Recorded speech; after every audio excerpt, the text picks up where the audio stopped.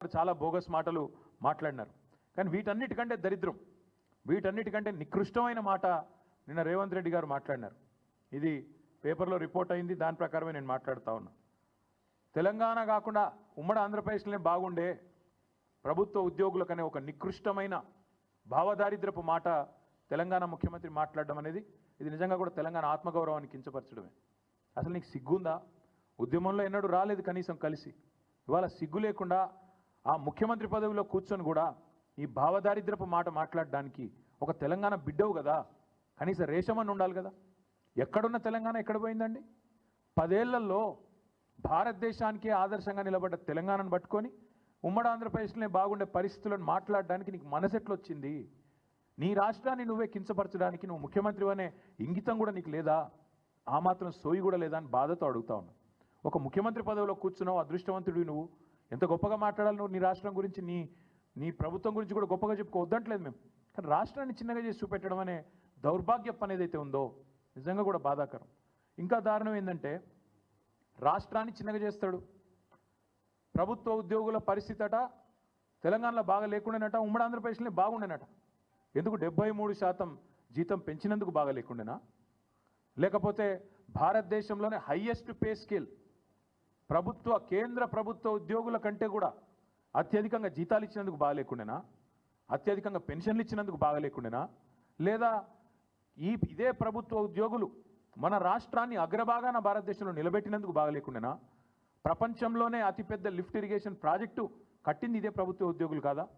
ఇదే ప్రభుత్వంలోని irrigation department కాదా? రాష్ట్రాన్ని భారతదేశంలోనే తలసరి ఆదాయంలో నిలబెట్టింది అగ్రభాగాన ఇదే ప్రభుత్వ ఉద్యోగులు, ఇదే ప్రజలు కాదా? రాష్ట్రాన్ని వ్యవసాయంలో ఇబ్బడి ముబ్బడిగా ఉత్పత్తులు వచ్చినాయంటే ఒకవైపు వ్యవసాయ శాఖ అధికారులు, తెలంగాణ రైతులు అందరూ కలిసి కష్టపడితేనే కదా ఫలితాలు వచ్చినాయి. మరి అట్లాంటిది తెలంగాణలో ప్రభుత్వ ఉద్యోగుల పరిస్థితి బాగాలేదు, ఉమ్మడి ఆంధ్రప్రదేశ్లోనే బాగుండే అనే నికృష్టపు మాట ముఖ్యమంత్రి నోట రావచ్చునా? ఇవన్నీ కాకుండా పచ్చి అబద్ధాలు చెప్పడమే వీళ్ళు అలవాటుగా మార్చుకున్నారు. ఎందుకు ఇస్తలేవా రేవంత్ రెడ్డి పెన్షన్లు అంటే పచ్చి అబద్ధం. ఎందుకు ఇస్తలేవా రేవంత్ రెడ్డి 100 రోజుల్లో 6 గ్యారంటీలు అంటే ఆర్థిక పరిస్థితి లేదు, దివాలా తీసినది, నాశనం అయిపోయింది, అప్పుల పాలైపోయింది అని దివాలాకోరు మాటలు మాట్లాడుతున్నాడు ముఖ్యమంత్రి. నేను ఇదే ముఖ్యమంత్రి, ఇదే కాంగ్రెస్ పార్టీ నాయకులు ఎన్నికలకు ముందు మీరు అడిగినారు, రిపోర్టర్లు నిలదీసినారు. మీరు I applaud you, I congratulate you. మీరు అడిగినారు సూటిగా, మీరు అడ్డగోలు హామీలు ఇస్తుండ్రు, ఎట్లా అమలు చేస్తారు అని అడిగినరు. అడిగితే ఆ రోజు పెద్ద పెద్ద డైలాగులు కొట్టిండ్రు. మాకు అంతరికే, మేము 100 సంవత్సరాల పార్టీ, మాకు తెలియదా, మీరు మాకు చెప్పేటోళ్ళ, మేము పెద్ద పోటుగాళ్ళం అని బిల్డప్ ఇచ్చిందే వీళ్ళు. ఒక్కసారి వినండి మేము చెప్పిన మాటలు, మేము కాదు వాళ్ళు చెప్పిన మాటలు. ఆ రోజు రేవంత్ రెడ్డి గారు పిసిసి ప్రెసిడెంట్ రాష్ట్ర ఆర్థిక పరిస్థితి గురించి మాట్లాడిన మాటలు వినండి. ఎవరు చెప్పారు? ఎవరన్నారు ఆ మాట? అంటున్న కర్ణాటక రాష్ట్రానికంటే తెలంగాణ రాష్ట్రం ఆదాయం తక్కువ అని. అది తప్పుడు ప్రచారం. అక్కడ ఉన్న 224 అసెంబ్లీలు, అక్కడ ఉన్న జనాభా ఎంత, రాష్ట్రం బడ్జెట్ ఎంత, ఇక్కడ ఉన్న జనాభా ఎంత, ఈ రాష్ట్రం బడ్జెట్ ఎంత. దేశంలోనే అత్యధిక ఆదాయం ఉన్న రాష్ట్రం తెలంగాణ రాష్ట్రం. దేశంలోనే అత్యధిక ఆదాయం ఉన్న రాష్ట్రం తెలంగాణ రాష్ట్రం. అదేమో ప్రతిపక్షాలు ఉన్నప్పుడు, ఇప్పుడేమో వేరే మాట మాట్లాడి అది కూడా చూపెడతా. బట్టి విక్రమార్క గారు ఇవాళ deputy chief minister and also Nishant sir, మీరు రాష్ట్ర ప్రజల కోసం రకరకాల హామీలు ఇచ్చారు, కానీ ఆ హామీలు నెరవేర్చడానికి అయ్యే ఖర్చు ఇప్పుడు రాష్ట్ర ఆదాయం కన్నా 3 ఉంది. అది రాష్ట్ర లయబిలిటీస్ మీద, రాష్ట్ర అప్పు మీద భారం పడుతుంది. అంటే ఏ యువత కోసం మీరు ఇన్ని హామీలు ఇచ్చారో చివరికి వారి మీద భారం పడుతుంది కదా. మీరు దీన్ని ఎలా సాల్వ్ చేద్దాం అనుకుంటున్నారు? ముందు ప్రజలకు మేలు చేయాలనేటువంటి సంకల్పం చాలా ముఖ్యమైనది.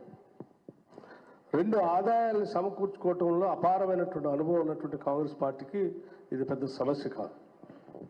ఈరోజు రాష్ట్రంలో తీసుకొచ్చినటువంటి 5 లక్షల కోట్ల అప్పుల్లో ఈ కాళేశ్వరం మీద ఖర్చు పెట్టినటువంటి ఆ 80,000 కోట్ల 1,00,000 కోట్ల మధ్యలో ఉన్నటువంటి సంపద ఇప్పుడు అది అవసరం లేదు. రేపు పొద్దున భవిష్యత్తు 50,000 కోట్ల రూపాయల పేరు మీద మీరు మిషన్ భగీరథ కోసం ఖర్చు పెట్టినటువంటి ఖర్చు కూడా ఇప్పుడు రాబోయే కాంగ్రెస్ ప్రభుత్వాలకి అవసరం లేదు.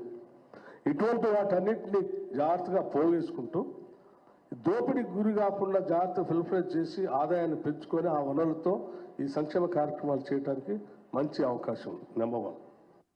కాబట్టి చాలా చక్కగా దోపిడీకి గురి కాకుండా చేయొచ్చు, కడుపు కట్టుకుంటే అయిపోతుంది, మాకు తెలివి ఉంది, అసలు ఇంకా కొత్త అప్పులు అవసరం లేదు చెప్పిన సుద్దులు డిప్యూటీ సీఎం గారు అన్నాడు.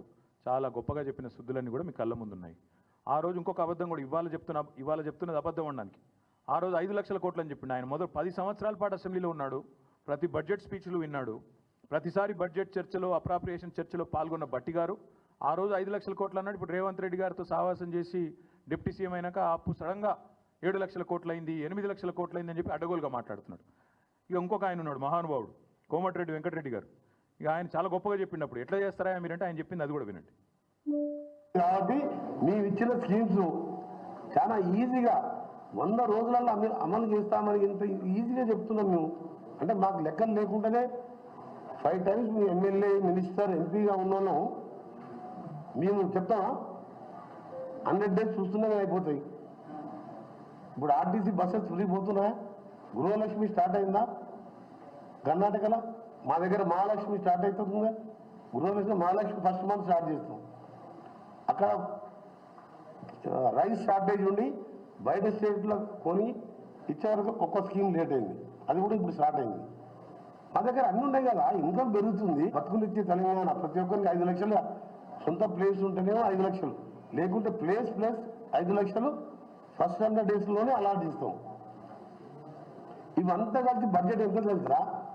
ఆయన 10 లక్షలు ఇచ్చే దళిత బంధు వాళ్ళ నాయకులకు దోషి పెడుతుంది, బీసీ బంధు, అవన్నీ పెడితే ఈ స్కీమ్స్ అన్నీ అయిపోతాయి. స్కీమ్స్ అన్నీ అయిపోతాయి.